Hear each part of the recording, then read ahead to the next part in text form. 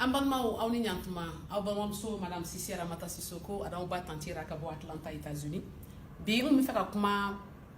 hakili de ka yoro baba wera nyinga dongo ko awera nyina ko changement de mentalité, comment on doit changer la mentalité de la jeunesse. Donc bi mina anyafo changement de mentalité be ke chwa dume mentalité bi yoro dume hakili rabe yoro dume hakili na bisaka yelema chwa dume na pour ka nga soko famu amta hakili konnana. Donc mi faka ni nyira woni ye kungulu zeben de ita ni wombe kungulu zeben ta ni ye mo kungulu zeben modèle de a bilebele pas de l'année maintenant ni nya yelema ni ki ba sigi normalement kungulu zeben be sigi tan. OK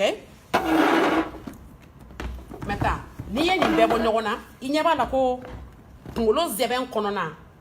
a parti u kacha ni nya nyona fitini ndoyi mimba yira couleur ou kacha kono. Pourquoi? Parce que ni ye couleur ou couleur ta kungolo zebana ale ba bara do dike. Maintenant pourquoi avec nga kungolo zebana? Parce que di ki bi kungolo zebana bara nya fo il faut ka ta déterminer mentalité be hakili kono mais hakili rabe yoro jume kungolo zebana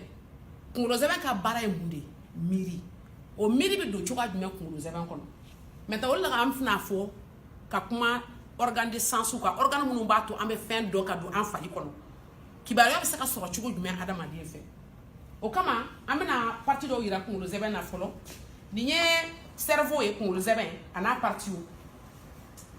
kungolo zebana fana ni ya déterminer na bora kungolo kono abe jigi kokulo mi kono ka jigi amba fo mi mako moelle épinière amba fo mako spinal cord en anglais ale bi ke comme nerf de be boani nyogon cheta pour que comme fil juru de be bo kungolo zebana kono kana kati bolo ni seuna pour ka informe ka kibarata ka do fari kono kata yi kungolo zebana ka analyser do abi do min kono o de tigale ni eta boni tigale ni ko mi ni e zebana de ta sami mi ta fu kungolo kono o zebana fana ko me branche de bo la gauche ni droite fait branche kelembe o be ko me branche ventrale o kono na branche o be information do imba analyser ka déterminer bi min ke ka boni doyi doni e kungolo zebana ko do ko atoli de mo moelle épinière mini izebe mi meji kungolo fe kata fi kokulo konnana. Maintenant pourquoi mi nya fana yira wala ama fo mi mako organe de sens o ko fe mu mbato ambe kibare soro nyena o organe ye mundi nya bola ni mo e fleli ke bisaka kibare soro ki hakili na nyena ma klobola ni ye mo ta ka kuma foyi o ya ambe education fo ni e klo konna de itano kibare abe do ko ni kuma na mo fa be do aklo fe kata abe tempan bo ka boli kata kungolo zebana ka do kuma memi kan afa ka se ko analyser ka jatemine ka bo o fana e source do mi mo ko se ka information so mais ni tara kungolo zebana yere kono iba donc a foko zebana fana kise de bi amba fo ko cellule o cellule to ko neurone e munde neurone ka bara e minye ale kelengele me a milliards de bi kungolo zebana kono information be do fe ka bo abe analyser ka tla ka bo o kore ya ide na be faka doniya fam na be faka mo ka mentalité yele ba anga do kungolo zebana be baraka chukwa jumena folo information be do chugo jumena do kama fana amena yira ni ye adama de kungolo zebana tigele inta sisa ni ya kungolo e nyebe nyera la aten fleur ko ton fleur ni nuni dani fe on be fleur meta ni ya kungolo zebana de la kono iba do ko kungolo zebana norolendo organe de sens no koraye munde ba ta me kibada soro an fari kono en globola amba fama ko les organes de sens fait mi mbato ame kibaria so parce que ni a déterminé pour le zeben yera ka bara mi ka kibaria ta kenama ka do ka analyse ke ka décision ta amba don en cloué am se ka menike ka se ka fait femme am se ka yelike ka fait femme am se ka kasame ka fait femme am se ka fait nene ka femme wa femme se ka mbana fana ngaro na ka suma ka kala ou bien ka giru ba ka fege amba fu ma ko information bi du fari kono pour que i hakil na ta ka mentalité ka yelema. Alors, il y a une mentalité de Afrique problème. Of course, mentalité Afrique problème. Pourquoi? Parce que ni a ye mo be fin famille a fori nyena a yiralila iye kodo de yemi bato abi hakil nata daele. Ama fo hakil nata daele mina parce que ngolo zebe yera konna na ya. Amba fo mi ma ko neuron munu nye nuya nya nya na buya dron c'est comme ni chama de be ngolo zebe kono. Ni ya déterminer neuron fana be komi mo nu de be kuma nyogon fait. Plus comment be kunu nyogon tie plus be familialité. Amba fo mi ma ko avoir l'esprit ouvert. Pourquoi l'esprit ouvert? Parce que ni pour nos événements ka déterminer ni neuron dele lendo ki barabe do kuna na datugulendo ki barate du kuna o kora minde o kora ye de wa connection neuron be baraka chugo mi nyogon fe o de ba to mo hakil na be dai maintenant ni e ko lo zebe yere ta sisa awera ni mana ko Afrique problème et mentalité sur mentalité problème c'est pour cela qu'on a une solution for parce que abaro bébé problème for dongodo gouvernement ye joini ke o nyagami ke o bo beke parce que ta do ka mai parce que ni mo ba do fe mai take pourquoi ita do ka mai parce que ama nyafi ne ka duya ya la absa ka nyafi chuko dumeni ka logique irina ka sens irila mi ba do ko common sense quoi le bon sens ka fi kono vraiment ni kai ni mai bon mo shi to do na ma fi parce que mo shima wolo ni doni ai maintenant ame fa ka mi for tukuni kungolo zebe barala demseni minye san ka wolo fo ase san flama o kungolo zebe ni mokoroba kungolo zebe te klinyo demseni fitiri na be kunga bunya o wate de la a hakilna be ka dlan ka ke fenyi mi se ka joui mais ta relation e munde entre mo jogo ni hakili c'est intéressant parce que ni a déterminé ni ki be fen fo dinyana o be fen nyefo mo wa dinyana o kwatro ya famu family yo don chugodi a foriye iyaye I makarala a nyefore chugo do iya famuya atari kungolo zebe kono iya fam. Donc pour les gens qui se demandent est-ce que mentalité c'est ka yelema, bien sûr mentalité c'est ka yelema hakil na ye mentalité obe yelema chugodi abe yelema ni kumai abe yelema ni koketai o kora ye mundi ni ya déterminer ça ni ki ba africain dirigeant ta ou ba président nga ministre ta jogo mumbula na ya ye ube minke o ba to aw fona be jogo dota. Pourquoi abata parce que aya ya unyere la uyake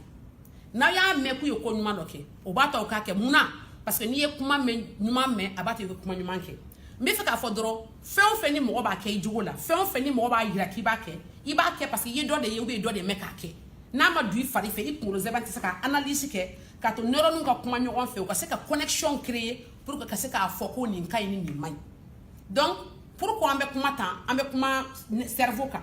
parce que ni comme mentalité, comme c'est un concept abstrait, moi mentalité yo. Hakil na yelama mo nyata le bulu la. C'est pas quelque chose qui est physique, c'est que ti bulu ngal ka fa yelama na ma yelama. Mais il va do physiquement chugodi. Comment me faut ani comme me ke o de la c'est ka fo atiye. Effectivement hakil na yelama na. Ya do ko shwani mai, ya do ko galontige mai, ya do ko nyagami mai, ya do ko binkani mai, ya do ko kodo bi amai. Muna parce que ayirali la ko ni mo ya ke amai. A foriye munu nyaka amalaban kanye. Il y a des population. C'est pour cela que c'est facile de changer la mentalité des gens. Ça commence par quoi? Comme l'éducation humaine, l'éducation est mouillée. Donc tout commence par l'information et finit par l'information. Ni fait ma fille, il t'a d'okamai. Ni fait ma yule, il t'a d'okamai. Nos organes là, organes de sens, fait mi mate qui barre sur nous, il t'a d'okamai. Donc ne fait ça, on a ce qu'elle est mina c'est ça. A kon ba doko Afrique bi ka tasra min ka nga dugu bi ka tasra min tasra nyuma onte. Direction main. Kongo bien mi no be senga bien fen chama bien munde la abe parce que ante ka nga nyefo mo ye ka mai na nya nyefu ye fana ka mai ante nyuma yoro fuye nyuma yoro be foye mo ye tukodi nyuma ba yiri ladi ka fo mo ye dongo le gouvernement est mauvais, les gens sont mauvais, ça c'est une bonne information étape doyi mais étape flana ye mun kan munde kan o ye information me de lantugo abe de l'année fin de min sigira ka sharia si ka fo mo ye choueni te kay ni te pour que mo ka famia. Donc me faka fo aw munu ya activiste sur réseau ni fond ka avec nga fe nyefo mo yi ka fu ye ka mai vraiment toutes mes félicitations aw ni chia aw ni baraji parce que bara nyumandu flana mi mun kan an fana ka bara yo ko fo ka fo ni kai ni mai maintenant mo mo bi ka nga conseil di ani bi ka nga mo bla sala ka aw kana mi ko temps perdu te han na bi kuma fo mo yi na ya fo une fois, deux fois, trois fois. Pourquoi ni ye fin fo ka tigi ba famu parce que nya fo e chugo mi kungolo zeben kono akisa ye neuron di ulu neuron nunu plus be kuma fo plus be kelen activer ko re ba lawule akase ka fale comme ni fin binda ni ye binda tout ka fale ni ye bin kelen da bin kalen fale ni ye flada be fale hakili fana be tendi nunu be comme bindo nunu be fale kungolo zeben kono ni ye chaman fo chaman me fale ni chaman fale na oba famia ka mai parce que mo saka ko mai doni iba do ka mai kosobe iba mai ka mai kosobe au degré bi dépend neuron hakemi activerai pour le zeben kono munu ko ka amai ani mi activera ka kan nyeni kono o fona be kele de ki pour le zeben kono o la tuma yira be nyogon soy kono iba fa ami faka ninge fangeli ma fanga ken fangeli ma fanga nake pourquoi iba fi fangeli parce que en réalité il nerf fangeli ne be kan fo awo nerf fangeli me kan fo ay neuron nu ba kono munu yeni kise mi be pour le zeben kono en réalité on lui fait nyena maunde munu fona be wulu ku joka kele ka fenke. Mais tamit fona avantage yere bi anga système nerveux la même famille o ye muyi c'est que ni a déterminé kuŋolo zɛbɛn ale ka baara a bɛ kɛ n'a yɛrɛ de ye o kɔrɔ ye di c'est un système automatique fɛn bɛɛ bɛ kɛ n'a yɛrɛ de ye e k'a jateminɛ sisan ne ye dumuni kɛ sisan est-ce que ni e ye dumuni kɛ e de bɛ dumuni jateminɛ a bɛ digérer cogo min i kɔnɔ ou bien i dusu bɛ panpan est-ce que i bɛ panpan ni jateminɛ non ou bien que i kɔnɔna na sisan ji dɔw bɛ kan ka bɔ ɲɛgɛnɛw bɛ dilan you know fɛnw bɛ k'a kɔnɔ est-ce que e b'o contrôler t'o si contrôler hali i ɲɛ min bɛ yeli kɛ e t'a jateminɛ k'a bɛ yeli kɛ o a bɛ yeli kɛ dɔrɔn n'i kunkolo zɛbɛn de ye ten o kɔrɔ ye e ka décision foyi t'o la décision kelen dɔrɔn de b'i bolo diɲɛlatigɛ la an b'a fɔ min ma ko les muscles i fasaw i bu i sogo bu ani i sogo fasa n'o fila tɛ ka diɲɛlatigɛ la foyi t'i ka contrôle la diɲɛ na i kunkolo zɛbɛn a bɛ décision k'a yɛrɛ an b'a fɔ système automatique a bɛ fɛn bɛɛ k'a yɛrɛ mais e de hakilinata bɛ se k'a fɔ n ka wuli k'an jɔ ou bien n ka n sigi n ka kuma ou bien n ka n datugu donc fɛn min e b'a contrôler i ka vie la ni muscle yɛrɛ tɛ foyi t'a contrôler jeli bɛ boli i fari la i t'a dɔn ni jeli bɛ boli cogo min i ka tension bɛ yɛlɛ a bɛ jigin i t'o décider foyi t'i ka diɲɛ la n'i b'a décider n'i yɛrɛ muscle tɛ o kɔrɔ ye n'i bɛ décision ta sisan ka nkalon tigɛ ka ɲagami kɛ ka sonyani kɛ o y'i yɛrɛ ka décision personnelle de i bɛ se ka kɛlɛ kɛ i yɛrɛ kan k'a fɔ i hakili ye n tɛ fɛ ka nin kɛ n bɛ fɛ ka nin kɛ pourquoi parce que olu bɛɛ bɛ kɛ ni muscle de n'i bɛ taa wari suɲɛ i bɛ taa suɲɛ n'i bolo de n'i bɛ nkalon tigɛ i bɛ nkalon tigɛ n'i da ye n'i bɛ taa kuma lamɛn i man ka min la i b'a lamɛn n'i tulo ye donc o contrôle b'i bolo i bɛ se k'o jɔ o kɔrɔ ye mɔgɔ ka mentalité ye mun de ye fanga min bi i ni kɔnɔ min bɛ ka se k'i hakili se fɛn min b'a to i bɛ se hakili kɔrɔ k'i yɛrɛ minɛ ko dɔ la ka ko dɔw kɛ donc maintenant n bɛna conseil laban min di o ye mun ye an se ka mentalité changer k'a fɔ an bɛ ka baara min kɛ a man ɲi an b'a ɲɛ cogo jumɛn ka min ka ɲi kɛ an ye jateminɛ kɛ bɛɛ bɛ ɲuman ni kolon dɔ ka bɔ ɲɔgɔn na mais bɛɛ tɛ ɲuman ni kolon kɛ mun na parce que a ma fɔ an ye siɲɛ 100 a ka ɲi o ye fɔlɔ ye filanan parce que an tɛ minɛ na parce que ni mɔgɔ ye kojugu kɛ n'i b'a dɔn i bɛ minɛ na i t'a kɛ pourquoi parce que o ye système de défense de système de l'organisme yɛrɛ de kunkolo zɛbɛn de b'a f'i ye nin ko in dabila sinon n'i m'a dabila i bɛ minɛ o de la i b'a fɔ ko n dusu fankelen ko k'a kɛ n bɛ siran k'a kɛ siran i yɛrɛ tɛ décision ta ka siran i bɛ siran i yɛrɛ ma de o ye système de min i fari bɛ fɛ ka i contrôle kɛ i yɛrɛ la pour que i kana sa parce que système nerveux kɛra mun de kama pour que i ka balo a bɛɛ bɛ k'o de kama donc o kama n bɛ fɛ ka conclusion min tirer bi n bɛ fɛ ka kolo fana yira u la n'i ye jateminɛ foyi tɛ an fari kolo la an bɛ min fana contrôler kolo sigilen bɛ ale tɛ se ka foyi k'a yɛrɛ ye ni bu tɛ bu dɔrɔn de bɛ se ka komi n y'a fɔ skeletal an ka muscle skeleton o kɔrɔ ye de an fasaw an fari bu an b'o dɔrɔn de contrôler o de bɛ se ka contracter ka kolo fana saba sinon kolo yɛrɛ n'a dama ale tɛ se ka déplacer o kɔrɔ ye mun de o kɔrɔ ye de sisan an yɛrɛ k'a jateminɛ k'a fɔ an b'an yɛrɛ contrôler diɲɛ na ni mun ye an b'an yɛrɛ contrôler n'an ka muscle ye hakili de fana b'o contrôler donc olu muscle bɛ se ka kɛ ninnu fana sigisigilen ye yan ninnu ye différents muscles ye minnu fana jɔjɔlen don mais a conclusion ye mun de ye kunkolo zɛbɛn fɛn bɛɛ bɛ kunkolo zɛbɛn de bolo hakili bɛ kunkolo zɛbɛn de kɔnɔ a kunkolo zɛbɛn fana a parties ka ca dɔw bɛ yen o b'a to i bɛ miiri dɔw bɛ yen o b'a to i bɛ yeli kɛ dɔw bɛ yen o b'a to i bɛ se k'i bolo kɔrɔta i bɛ se ka i ja bɛ tigɛ i bɛ fɛn dɔw kɛ dɔw bɛ yen i bɛ ninakili ninnu b'a to i bɛ ninakili par exemple ninnu bɛɛ ye parties de ye minnu b'a to i bɛ baara différents kɛ ni kunkolo zɛbɛn ye a bɛɛ bɛ se ka kɛ ni mun de ye n'o y'a sɔrɔ kibaruya don i kunkolo kɔnɔ k'a f'i ɲɛna fɛnw bɛ kɛ cogo min i yɛrɛ ka se ka décision ta i yɛrɛ donc en conclusion chacun est responsable de ses décisions